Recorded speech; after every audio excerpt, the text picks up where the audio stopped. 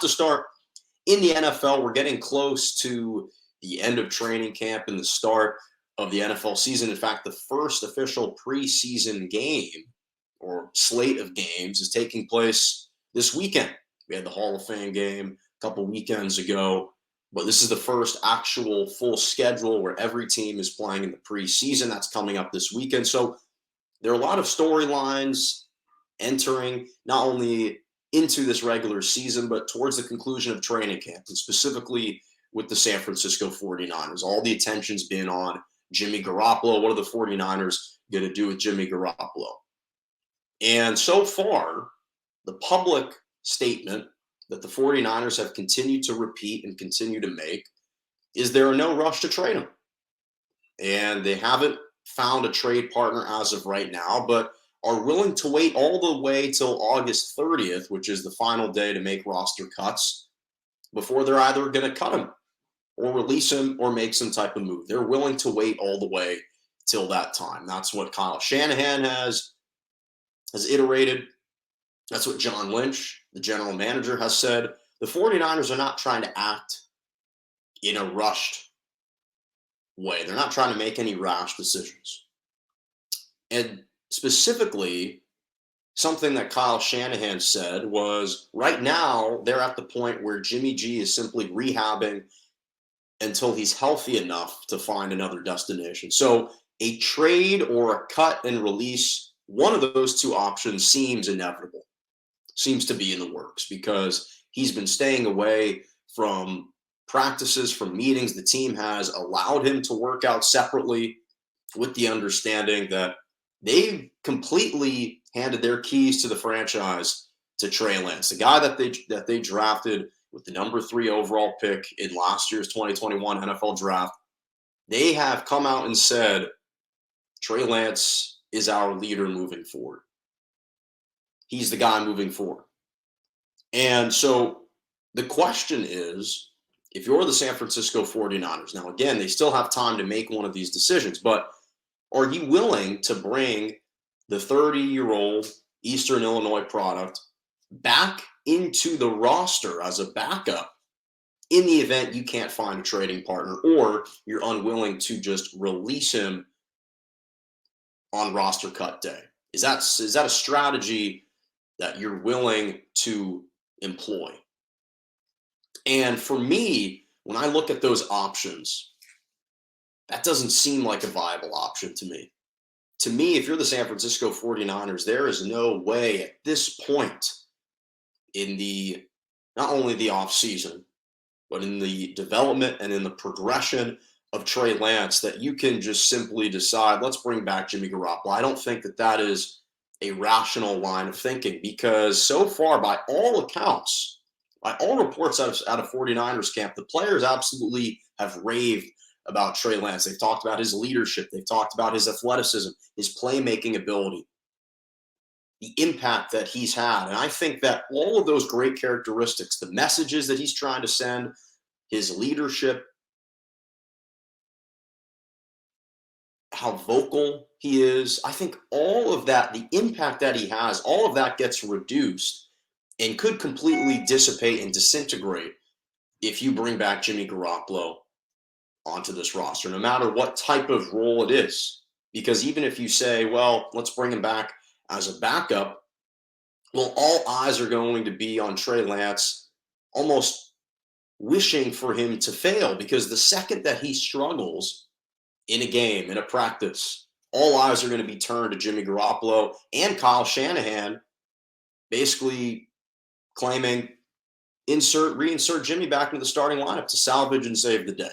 So if you want Trey Lance to be able to continue to operate more freely, to play with a sense of confidence, knowing that there's no one competing directly behind him, that he can assume this role, if you allow Jimmy Garoppolo to return to the lineup, to the roster, with the possibility of taking over as the starting quarterback in the event that he doesn't perform, I think that's a recipe for disaster. I think that will cause a fracture and a fissure of some kind in the locker room. I just don't think, I think that the players the players are going to be a little bit torn, a little bit divided over who they should follow. We know that Jimmy Garoppolo is well liked. He's well liked within that San Francisco 49ers locker room. And how long would it be before the players ultimately return to his side and support Jimmy Garoppolo and kind of cast aside Trey Lance and all the gains that he's made this offseason in training camp? So that's I think the problem, because if you're John Lynch, and listen, John Lynch is an excellent GM. He doesn't make rash decisions. He doesn't make impulsive decisions. But I don't think that at this point you can continue to simply hold on to Jimmy Garoppolo, which is why I think their most viable option, the best option for them right now, is to try to execute a trade. Now, I know they've been trying to execute a trade for several months, but perhaps their asking price has been a little bit too unrealistic. Perhaps it's been a little bit too unrealistic. Perhaps they're asking for too much. We saw the type of compensation that the Browns were able to get for trading Baker Mayfield to the Carolina Panthers, but part of that trade was they had to eat about 55% of his $19 million fully guaranteed. And the Browns have to pay him about $10.5 million or so. Perhaps the 49ers need to execute something like that, where it's a partial buyout on their end, but they also get to trade him. Because if they're not able to trade him, and you think it's going to be potential thorn in the side of Trey Lance if you bring back Jimmy Garoppolo at the start of camp, at the start of the regular season, after roster cuts, well, then you're just either going to lose him for no compensation whatsoever, because you're going to have to just flat out cut him, or you might cause this divide in the locker room. And I don't think that's an option that they're willing to entertain. And so I think that the realistic trading partners, again, when you look at the landscape in the NFL, the only team that appears on the surface to be in need of a starting quarterback is the Seattle Seahawks. Right now, they're holding a quarterback battle between Geno Smith and Drew Lock. Now, we saw what types of lengths Stephen Ross was willing to go to tank and to try to acquire a high draft pick, a potential franchise quarterback. So if I was the Seattle Seahawks, I don't think I'd be interested in trading for Jimmy Garoppolo and perhaps jeopardizing my chances at landing a top NFL draft pick, because right now they are one of the worst teams, if not the worst team on paper in the NFL, and they can be in contention for the Bryce Young, CJ Stroud, Caleb Williams sweepstakes. And I don't think they want to improve their roster and their record to a mediocre or below average team by trading for Jimmy Garoppolo and losing out on one of those franchise caliber quarterbacks. So I don't know if the Seahawks are the best option. I think that John Lynch should pick up the phone and should call the Atlanta Falcons. I know that they traded for Marcus Mariota, and they've got Desmond Ridder. They drafted him. Listen, I like Marcus Mariota. He's an Oregon Pac-12 guy. I think that he was given a couple opportunities in Tennessee and with the Raiders. I'm not sure if he's proven that he's truly a franchise quarterback. I would love to see him succeed.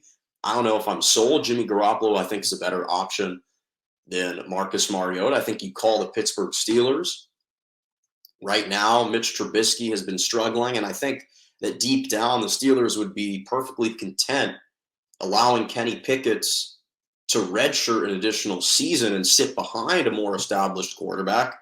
And the roster is pretty good, where I think Jimmy Garoppolo would be able to thrive with the Pittsburgh Steelers and Mike Tomlin. So I think that's an option. I think the Texans are a potential option. I don't know how convinced the Texans are with Davis Mills, and if they're not, do they really want to improve their team and finish with a better record, or do they want to stay worse and give themselves a higher draft pick? That's an option. That's something to think about. So the only other team that's interesting and intriguing is the Cleveland Browns. And I think that what the Browns ultimately do hinges entirely on what the punishment is from the NFL that they hand down and levy against Deshaun Watson. What's the sentence for Deshaun Watson? If he's going to be suspended for the entire season, well, I think with the roster that they have, they'd be better off with Jimmy Garoppolo in the starting lineup than with Jacoby Brissett. But if the sentence is either 6 games or something between 6 and 12, well, maybe you just say, you know what, we don't want to trade any more assets to acquire Jimmy Garoppolo. We'll just wait till Deshaun Watson returns and Jacoby Brissett can hold down the fort in the meantime. Because the truth is, outside of serving as a backup, those are the only possible trades. Those are the only teams that I think he could realistically be traded to. So, again, I think if the 49ers hold on to him beyond the roster cut date, I think it will cause a divide in the locker room. I don't think that's good long term for Trey Lance and his confidence moving forward. And again, the 30th is the final day to make roster cuts. And I just have a hard time believing the 49ers are willing to just release him and cut him and not get any compensation for him. But then again, if they leave him on the roster, on the 53-man roster after the 30th, they owe him 27 fully guaranteed, 27 million fully guaranteed. So I expect them to try to execute a trade because I don't think they'd want to see him just walk away for nothing. I wouldn't want to do that if I was the GM of the 49ers.